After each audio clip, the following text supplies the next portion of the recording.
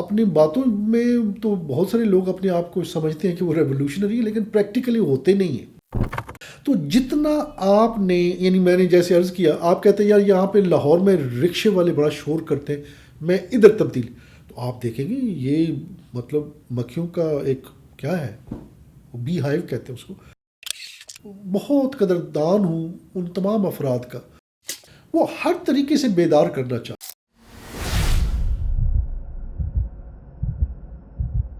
بسم اللہ الرحمن الرحیم، السلام علیکم۔ آج ہم گفتگو یہ کریں گے کہ جو ریولوشنری افراد ہوتے ہیں، انقلابی افراد ہوتے ہیں، ان پہ اعتراضات کیوں ہوتے ہیں، اور مختلف جو معاشرے کے طبقات ہیں وہ ایک تیروں کی بارش کیوں آغاز کر دیتے ہیں، وہ چاہے ماضی میں افراد جو دنیا سے جا چکے ہیں ان کی بات ہم کر رہے ہوں، یا موجودہ دور میں جو افراد ہوتے ہیں، یعنی وہ جو انقلابی روش رکھتے ہیں۔ تو سب سے پہلے تو ہم دیکھتے ہیں کہ جو انقلابی روش، یعنی ایک ہوتے ہیں ریفارمرز اور ایک ہوتے ہیں ریولوشنریز، یہ دو ڈفرینٹ کیٹیگریز ہیں۔ جو ریفارمرز ہیں وہ ایگزسٹنگ، جس کو ہم اسٹیٹس کو کہتے ہیں، تو بلکہ ایک اس موضوع پہ گفتگو ہم نے کی ہوئی بھی ہے کہ اسٹیٹس کو کیا چیز ہوتی ہے اور کیوں اس کو لوگ چیلنج نہیں کرتے، تو اس کا لنک بھی ہماری ٹیم دے دے گی، تو اس کو بھی آپ سن لیجئے۔ اور اس کے بعد پھر دیکھیے کہ ریولوشنری ہم کس کو کہتے ہیں، جو اسٹیٹس کو چیلنج کرے۔ اب اسٹیٹس کو ایک ہوتا ہے کہ کسی پرٹیکولر چھوٹے سے موضوع یا ایک ڈپارٹمنٹ یا ایریا یا اسپیکٹرم میں جا کے آپ چیلنج کریں۔ مثلا ہم کہتے ہیں کہ یہ پرٹیکولر لاہور کی فلاں جو چیز ہے، اس میں ہمیں ریفارم کی ضرورت ہے یا تبدیلی کی ضرورت ہے، تو وہاں پہ ہم اسٹیٹس کو چیلنج کرنا پڑے گا تاکہ ہم تبدیلی لے کے آئیں۔ لیکن اب پنجاب لیول کی بات کریں، پھر ملکی لیول کی بات کریں، تو ظاہری بات ہے کہ وہ پھر بڑی بات ہو جاتی ہے۔ اور پھر اس میں جو بڑی بات میں بھی ایک ہے ریفارم اور ایک ہے ریولوشن۔ ریفارم میں پھر نسبتاً وہ بھی ایک بڑا سٹیپ ہوتا ہے، جب آپ مثلا ملکی لیول پہ اگر آپ کہتے ہیں میں نے آئین کو ریفارم کرنا ہے، میں نے پولیٹیکل یا جوڈیشل سسٹم کو ریفارم کرنا ہے، یا پولیس ڈپارٹمنٹ کو ریفارم کرنا ہے، وغیرہ وغیرہ، بیوروکریسی کو ریفارم کرنا ہے، پاکستانی اسٹیبلشمنٹ کو ریفارم کرنا ہے، یو نیم اٹ۔ کسی بھی چیز پہ آپ ریفارم کی بات کریں یا کلی طور پہ آپ کہہ رہے ہیں پورے نظام کو میں نے ریفارم کرنا، تو ایک بڑا کام ہوگا، یہ بڑا کام۔ اور اس سے کہیں بڑا کام کیا ہے کہ آپ کہیں نہیں، میں نے اس کو اپ روٹ کر کے ایک نیا نظام ہے، اس کو ریولوشن کہتے ہیں۔ آپ کہتے ہیں کہ میں کسی چیز سے خوش نہیں، یا ان کی ایگزسٹنگ فارم مجھے قبول نہیں ہے، میں نے اپ روٹ کرنا ہے چیزوں کو، اثر نو میں نے ہر چیز کو دیکھنا ہے، اس میں سے پھر میں دیکھوں گا کیا پرانی چیزوں میں سے میں استفادہ کر سکتا ہوں، ادروائز میں اثر نو دیکھوں گا ہر چیز کو۔ تو جب یہ آپ کہتے ہیں تو آپ ریولوشنری۔ تو جتنا آپ نے، یعنی میں نے جیسے عرض کیا، آپ کہتے ہیں یار یہاں پہ لاہور میں رکشے والے بڑا شور کرتے ہیں، میں ادھر تبدیل، تو آپ دیکھیں گے یہ مطلب مکھیوں کا ایک کیا ہے، بی ہائیو کہتے ہیں اس کو، تو آسان نہیں ہے۔ تو ایک رکشہ یونین کو ڈیل کرنا مشکل ہے، چہ جائے کہ آپ ایک ملک کی سطح پہ آپ کہیں کہ میں نے نظام کو تبدیل کرنا اور اس کو بھی ریولوشن سے تبدیل کرنا۔ تو یاد رکھیے گا کہ جو، اور یہ ریولوشنری زیادہ نہیں پیدا ہوتے، یعنی اپنی باتوں میں تو بہت سارے لوگ اپنے آپ کو سمجھتے ہیں کہ وہ ریولوشنری ہے، لیکن پریکٹیکلی ہوتے نہیں ہیں، اور جو ہم جیسے شخصیت بھی ہوں۔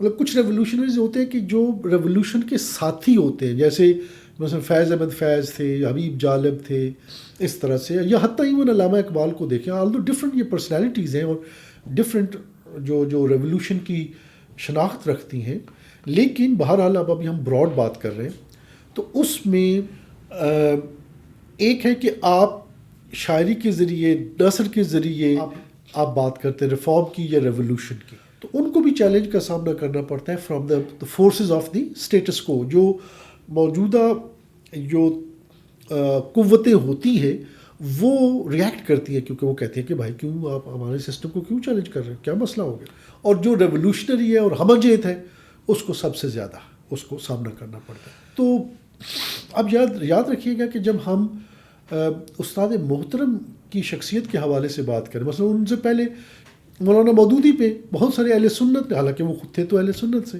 تو اہل سنت کے بہت سارے لوگوں نے ان کے خلاف کتابیں بھی لکھی، گفتگو بھی کی، باتیں بھی کی۔ کیونکہ مولانا مودودی ایک اعتبار سے ریولوشنری تھے۔ تو اب اگر ہم استاد محترم کی بات کریں تو استاد محترم ایک ہمہ جہت اور ایک کمپلیٹ ریولوشنری شخصیت ہے، کہ جو ہر چیز کو انڈیپینڈنٹلی دیکھنے کی صلاحیت بھی رکھتے ہیں اور خواہش مند بھی ہیں. تو ایک پراپر جس کو ریولوشنری آپ کہتے ہیں نا، وہ یہ شخصیت ہے. سب سے پہلے تو میں یہ کہتا ہوں کہ ایسے شخص کی قدردانی کرنی، آپ ایگری کریں یا نہ کریں، اتفاق کریں یا نہ کریں، ایسے بندے روز روز پیدا نہیں ہوتے کہ جو ہر چیز ہر جگہ وارد ہو جائے. کتنا حوصلہ چاہیے، نازیبا الفاظ، کردار کشی، کیا کیا نہیں لوگ استاد محترم کے بارے میں بات کریں. کتنا بڑا حوصلہ چاہیے کہ کیا یہ وہ آگاہانہ اور اختیاری رستہ ہے سید جواد کا، یا ایسے ہی ان کو سمجھ نہیں آئی کہ ایک رستے پہ چل پڑے اور ان کو اندازہ نہیں تھا کہ ادھر مشکلات ہوں گی. بالکل آگاہانہ ہے. ان کے سامنے امام خمینی کی زندگی بھی تھی کہ اس وقت بھی امام خمینی کو کتنا لوگوں نے پریشان کیا اور علماء نے کتنا پریشان کیا.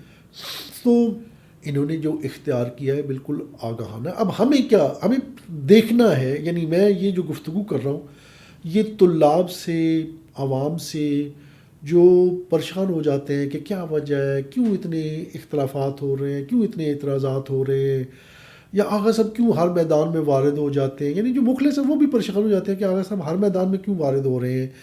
تو باقی تو علماء سارے ملا لیں انڈیا پاکستان کے، تو انہوں نے کل ملا کے اتنے میادین میں وارد نہیں ہوئے جتنے استاد محترم اکیلے جتنے میدانوں کا انہوں نے انتخاب کر لیا. تو جو ساتھی ہیں وہ بھی پریشان ہو جاتے ہیں، اور جو ساتھی نہیں ہے وہ تو اعتراض بھی کرتے ہیں، توہین بھی کرتے ہیں. اللہ تعالیٰ جو قابل ہدایت ہے انہیں ہدایت نصیب فرمائے. تو میرا ایک طالب علمانہ بالکل مطلب میں نہ عالم دین ہوں، نہ کوئی اپنے آپ کو خواص میں شمار کرتا ہوں. ایک ریگولر معاشرے کا فرد اور مشاہدہ کرنے کے اعتبار سے میں یہ کہوں گا، جب میں نے اس کو غور کیا ہے استاد محترم کی روش اور ان کی اسٹریٹجی، حکمت عملی پہ جب غور کیا، مشاہدہ کیا، تو جو مجھے بات سمجھ میں آئی ہوئی ہے، سب سے پہلے تو یہ دیکھیں کہ ہمارے یہاں نا لوگ ٹریڈیشنل انداز میں چیزوں کو دیکھتے ہیں کہ جی وہ دیکھیں یہ عالم دین ہے، یہ چھوٹا عالم دین ہے، یہ بڑا عالم دین ہے، یہ قائد ہے، یہ قائد نہیں ہے، یہ مجتہد ہے، یہ مرجع ہے. اس طرح سے نا ہم نے مختلف کمپارٹمنٹس بنائے ہوئے، اور یہ ذہن میں نہیں آتا کہ کوئی ایک ایسا شخص بھی پیدا ہو سکتا ہے جو اپنے آپ کو مجتہد نہ کہتا ہو، جو اپنے آپ کو مرجع نہ کہتا ہو، یا کوئی اس کو یہ ٹائٹل نہ دیتے ہوں، لیکن اللہ سبحانہ و تعالیٰ کی دی ہوئی توفیق سے اور اس شخص نے اپنی محنت سے وہ مقام حاصل کر لیا ہو کہ جس میں وہ صاحب نظر ہو گیا ہو. یعنی کہاں رکاوٹ ہے، کہاں پہ ہے کہ بھائی نہیں، آپ اگر پرٹیکولر انسٹیٹیوشن سے آپ کو ٹھپا نہیں لگا ہوا تو آپ بات نہیں کر سکتے دین کے اوپر. ادھر تو الحمدللہ 25-30 سال وہ گم گزار کے آئے ہیں، اور اس سے پہلے پاکستان کے مدارس میں بھی تعلیم حاصل کی ہے. تو اگر ایک شخص اپنی دینی جو روش ہے اور جو تفسیر دین ہے، تعبیر دین ہے، اس کی وجہ سے وہ اپنے آپ کو مجتہد یا مرجع کے طور پہ پیش نہیں کرتا، یا خواہش مند نہیں ہے، اور سب کو ولایت فقیہ اور امام خامنہئی کی امامت کے ساتھ جوڑنے کی وہ کوشش کرتا ہے، تو اس کا یہ مطلب نہیں کہ آپ اس کو ہلکا لیں اور اس کے مقام کو پہچانیں نا. یہ بے قدری ہو جاتی ہے، اور اس کا اللہ کی بارگاہ میں جواب دہ ہونا پڑتا ہے جب آپ کے معاشرے میں اردو سپیکنگ ایک شخصیت آتی ہے اور آپ بے قدری کرتے ہیں، اور آپ اس کو، یعنی ایک پی ایچ ڈی، ایک مثال کے طور پہ کہہ رہا ہوں، یا تو بات اس سے بھی بڑی ہے کہ ایک پی ایچ ڈی ایک پاس فرد کو آپ ایک پرائمری پاس کے ساتھ کمپیرزن کرنا شروع کر دیں. آپ کہیں کہ یہ شخص کیوں یہ باتیں کر رہا ہے، یہ والا تو نہیں کر رہا، وہ جو پرائمری والا بچہ ہے وہ تو یہ باتیں نہیں کرتا، یہ کیوں کر رہا ہے؟ کہ بھائی فرق بہت ہے نا، یہ بھی پرائمری والا بھی آگے کچھ منزلیں طے کر لیتا تو یہ بھی شاید کرتا. اور ایک خاص چیز بھی، ایک لطف پروردگار ہے، ایک اپنے اندر جو تزکیہ نفس ہے، اور پھر اس میں ایک شجاعت کا جو پہلو ہے. بہت سارے لوگ علمی میدان میں بھی بہت آگے چلے جاتے ہیں لیکن اتنا حوصلہ نہیں رکھتے کہ مشکل میدان میں وارد ہو. حضرت حسین علیہ السلام جیسا حوصلہ ہر ایک کے پاس نہیں ہوتا. تو جب آپ کو حضرت حسین علیہ السلام کی جو پوری تحریک ہے اور جو کوشش ہے وہ سمجھ آ جائے اور آپ اس کو اپنا لیں اپنی زندگی میں، تو پھر آپ بھی چھوٹے چھوٹے میدانوں میں چلتے. سید حسن نصر اللہ نے بھی انتخاب کیا یا نہیں کیا؟ آسان میدان تو نہیں تھا. اسی طرح سے اور بڑی شخصیات ہیں. تو اب ہمیں قدردانی کرنی ہے جو ہمارے معاشرے میں ایسا جدی شخص آ جائے. ہمارے معاشرے میں یعنی 3 چیزیں چاہیے ہوتی ہیں as conditions precedent to the achievement of any goal and success, کسی بھی کامیابی کے لیے تین چیزیں، چاہے وہ سیکولر کامیابی ہے یا دینی کامیابی ہے، تین شرطیں ہیں میری نگاہ میں. ایک ہے انسان پرعزم ہو، ارادہ کرے میں نے یہ حاصل کرنا ہے.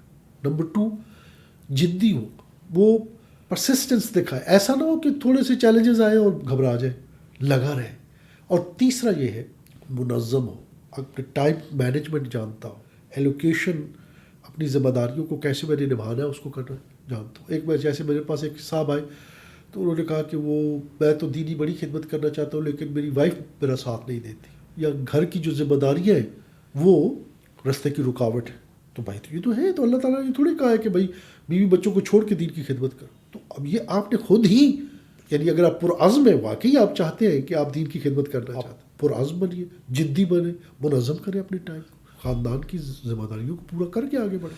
تو جب اس تناظر میں دیکھتا ہوں استاد محترم کو، تو یعنی ایک تو ہے نا کہ وہ افراد جو اس تحریک سے جڑے ہوئے ہیں اور ایک خاص نوعیت کا احترام کرتے ہیں، میں یقین کریں کہ بہت قدردان ہوں ان تمام افراد کا جن کے پاس یہ تین چیزیں ہوں، چاہے سیکولر ہی ہوں. اور جب پرعزم کہتا ہوں تو اس میں چیز ایک چوتھی شامل کر لیں جو شاید پرعزم میں شامل ہے، لیکن شاید وضاحت کے لیے ایک چوتھی چیز بھی کہ کوئی بڑا آبجیکٹیو ہو. یعنی عزم جس چیز کا کرے وہ چھوٹا سا نہ ہو، کوئی بڑا آبجیکٹیو زندگی میں اپنا. تو امام خمینی کا آبجیکٹیو بڑا ہے، سید حسن کا آبجیکٹیو بڑا ہے، اسماعیل ہنیہ کا آبجیکٹیو بڑا ہے، یا سنوار کا آبجیکٹیو بڑا ہے، سید جواد کا آبجیکٹیو بڑا ہے. تو بڑا آبجیکٹیو بھی ہو تو ایسے افراد کا میں تو قدردان ہوں، چاہے جس بھی شعبے سے ان کا تعلق ہو، جس بھی ڈینومینیشن سے تعلق ہو. پہلی بات. اور جو دوسری بات ہے وہ یہ کہ جو اس طرح کا شخص جس کو ایک کمپریہنسو، جس کو ورلڈ ویو پتہ چل گیا ہو کہ ورلڈ ویو یہ بڑا ہے، یہ امپورٹنٹ ہے کہ انسان کو جب اس نے قرآن و تعلیمات اہل البیت علیہ السلام کا مطالعہ کیا تو اس کا ورلڈ ویو کیا بنا کہ what is this life all about. اللہ سبحانہ و تعالیٰ نے یہ کائنات کیوں تخلیق کی، یہ انسان کو کیوں تخلیق کیا، انسان کو ایسے کیوں تخلیق کیا. یہ تو تمام جو سوالات ہیں جو عقلی بنیادوں پہ انسان اٹھاتا ہے، اس کے جب جوابات اس کو ملتے ہیں تسلی بخش، تو اس کے نتیجے میں اس کا ایک ورلڈ ویو ڈیولپ ہوتا ہے کہ ہاں یہ منشائے حق تعالیٰ ہے، اللہ تعالیٰ یہ چاہ رہے ہیں انسان سے. اب اس کے لیے پھر وہ دیکھتا ہے کہ اچھا اس کے لیے یہ اقدام یا اقدامات اٹھانے ہوں گے آبجیکٹو تک پہنچنے کے لیے، اور اس طرح کی جد و جہد کرنی پڑے گی اور اس طرح کا ایثار و قربانی دینی پڑے گی. یہ جب اب ہر ایک کو یہ بات سمجھ میں نہیں آتی، لیکن کچھ کو اللہ تعالیٰ یہ توفیق دیتا ہے. امام خمینی کو اللہ تعالیٰ نے توفیق دی، اور چند شخصیات کو دی، اور میری نگاہ میں سید جواد کو وہ توفیق ملی ہوئی ہے کہ جس میں ان کو ایک کمپریہنسو ورلڈ ویو نصیب ہو گیا ہے، اور اس کی جزیات سے بھی وہ واقف ہے، اور اس کی اچیومنٹ کے لیے جو سٹیپ بائی سٹیپ پروسیس ہے اس سے بھی وہ واقف ہے، اور کس طرح ایک مردہ جسم میں آپ نے حرکت ایجاد کرنی ہے اس سے بھی واقف ہے، اس کے لیے کن کن موضوعات میں وارد ہونا ہے اس سے بھی واقف ہے، کس طرح کی کرٹیسزم برداشت کرنی ہے اس سے بھی واقف ہے. تو جب آپ یہ واقفیت رکھتے ہو تو اب آپ کیا کرتے ہیں کہ آپ پھر یہ اللہ سبحانہ و تعالیٰ کے ساتھ ایک خاص تعلق آپ قائم کرتے ہیں، جس کے نتیجے میں یہ حوصلہ پیدا ہوتا ہے. ورنہ تو آپ سب سے بڑے شاکی آپ ہی ہو جائیں، شکوہ کرنے والے کہ یا اللہ ہر طرف سے تیر تیرے رستے میں آئے ہو، یہ ہو کیا رہا ہے میرے ساتھ. لیکن وہ انسان وہاں پہ وہی جو ماسٹر کی، جو میں نے ایک اور گفتگو کی ہے، یہ ان افراد کے پاس یہ ماسٹر کی ہوتی ہے، یہ صرف اور صرف اجر اللہ سے مانگتے ہیں، اس لیے یہ برداشت ان کا حوصلہ بڑھ جاتا ہے یہ اتنے کرٹیسزم کا، اور اس لیے پھر حوصلہ بڑھتا ہے تو نئے نئے میادین میں وہ وارد ہو جاتے ہیں. مثلا ہمارے دوست ہیں اور فیملی میں ایک شخصیت ہے، وہ کہہ رہے تھے کہ آغا صاحب فطرانہ کی بات ہو، عصمت حضرت آدم علیہ السلام کی بات ہو، مختار ثقفی کا معاملہ ہو، نماز جمعہ کے وجوب کے حوالے سے بات ہو، عیدین کی نماز کے حوالے سے بات ہو، and so on and so forth, مجتہدین کی روشوں کی بات ہو، ذاکرین کی بات ہو، علماء کی بات ہو، یہاں پہ یہ لیگسی میں حوزہ جات اور مدارس جانے کی بات ہو، وکلاء کا شعبہ ہو، ڈاکٹرز کا شعبہ ہو، پروفیسرز کا شعبہ ہو، ہر شعبے مماطمی سنگتیں ہوں.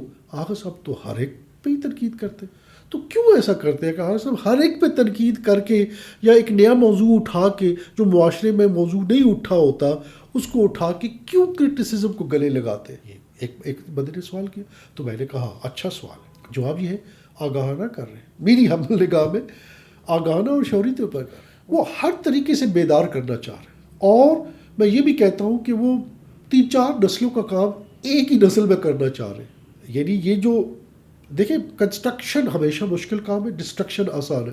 ایک پلازے کو آپ 24 گھنٹے میں گرا سکتے ہیں، لیکن 24 گھنٹے میں بنا نہیں سکتے، جتنے مرضی مزدور لگا لیں.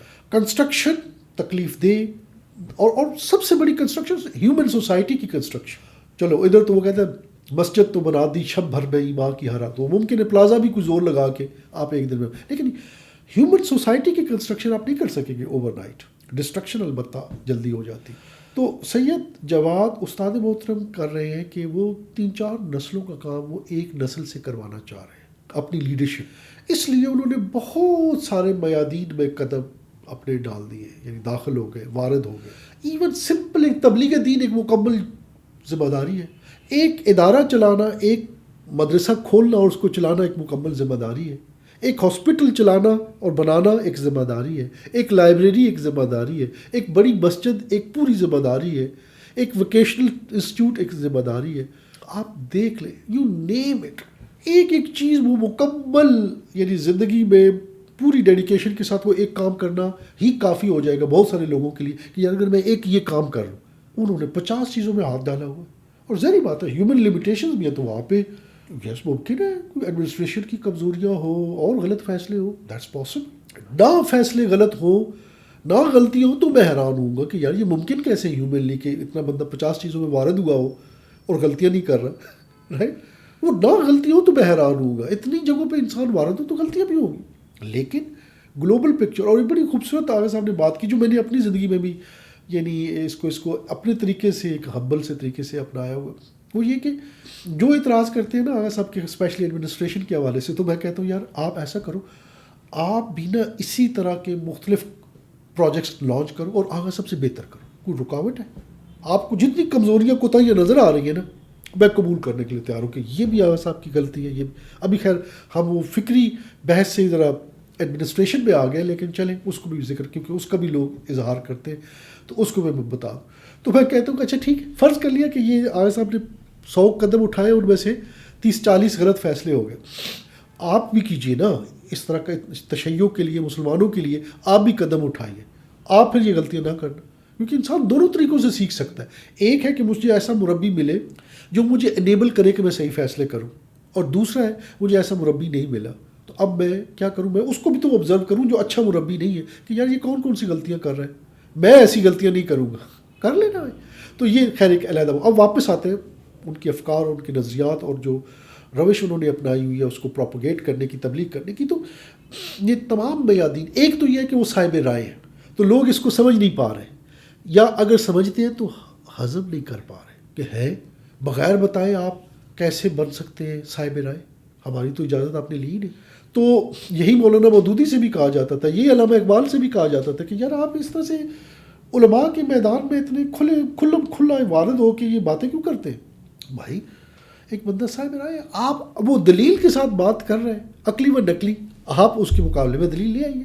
اور انٹرسٹنگلی آغا صاحب نے تو کوئی ایسی بات کی ہی نہیں جو کہ پہلے تاریخ تشیع میں کسی نے کی ہی نہ ہو. وہی یہ بات ہے، صرف یہ ہے کہ وہ کچھ چیزیں انڈر دا کارپٹ کر دی گئی ہیں یا وہ کسی بھی وجہ سے سامنے نہیں آئی ہیں، تو ان پہ وہ اظہار نظر کر رہے ہیں. اور میں تو کہتا ہوں کہ اگر فرسٹ ٹائم بھی وہ اظہار نظر کر رہے ہوں تو یہ تو ہمارے لیے قابل فخر بات ہے. تشیع کی تو یہ امتیاز ہے اجتہاد. تشیع کو تو خوش ہونا چاہیے کہ ہمارے ایک ایسا بندہ آ گیا جو عقلی و نقلی بنیادوں پہ ایک نیا نظریہ دے سکتا ہے. تو یہ گھبرانے کی ضرورت ہے، یہ تو قابل فخر بات. لیکن یہ کس کے لیے قابل فخر ہے؟ جو تھوڑا ورلڈ ویو رکھتا، جو امام زمانہ کی تشریف آوری کے لیے یہ دنیا میں 8-9 ارب آبادی کے لیے ان کے معاشی، سیاسی، سماجی، تہذیبی، دفاعی، تعلیمی، عدالتی جو مسائل ہیں، مادی و معنوی مسائل ہیں جو 8-9 ارب آبادی کے، ان کو از نظر قرآن و تعلیمات اہل البیت جو حل کرنے کا متمنی ہوگا تو وہی ایسے شخص کی قدردانی کرے گا کہ شکر ہے ایسا ایک شخص پیدا ہوا جو اجتہاد کر کے نئے مسئلوں کا حل دے دے. لیکن جو شخص سٹیٹس کو کا حامی ہے، سٹیٹس کو کی فورسز کا حامی ہے، جو گفتگو میں نے پہلے بھی کی ہے، اس سے ضرور آپ اس کو بھی سنیے اور اس پہ اپنی رائے بھی دیجیے. تو سٹیٹس کو والے افراد وہ تیر برسائیں گے یا وہ ان کا انٹرسٹ ہے جو وہ ہٹ ہو رہا ہے، کمپرومائز ہو رہا ہے، افیکٹ ہو رہا ہے، یا ان کا پیمانہ لبریز ہو رہا ہے، کیونکہ وہ چھوٹے چھوٹے پیمانے ہیں تو کہہ رہے ہیں یہ اتنا زیادہ پانی کی آپ بات کیوں کر رہے ہیں، تھوڑے پانی کی بات کیجیے۔ وسعت نظر پیدا کرنی چاہیے۔ اور میں یہ کہتا ہوں کہ تمام افراد جو علم سے محبت کرتے ہیں، جو عقل کے استعمال کے نتیجے میں انسانی مشکلات یعنی دلیل عقل کو ایک منبع قانون سمجھتے ہوں، ان کے لیے تو ایسے افراد ان کے ہاتھ چومنے چاہیے کہ جو اس لیول پہ آ کے ہر چیز کو اثر نو دیکھنے کی عقل رکھتے ہیں، تربیہ ہے ان کے پاس، حوصلہ ہے، ایسے ایک اقلیت تو ایسی ہو جو ایسے افراد کی قدردان بنے۔ امید ہے انشاءاللہ آج کی گفتگو سے جوانوں کے اور طلاب کے جو سوالات تھے ان کو میں نے تھوڑا اختصار سے اور اپنے حساب سے، ممکن ہے علماء اور خود استاد محترم بہت بہتر انداز میں، اور یقیناً علماء اور استاد محترم بہت بہتر انداز میں وضاحت کر سکتے ہیں، لیکن میں اپنی انڈرسٹینڈنگ شیئر کی ہے، ایک جو ایک اسٹوڈنٹ کی انڈرسٹینڈنگ ہے۔ والسلام علیکم ورحمۃ اللہ وبرکاتہ۔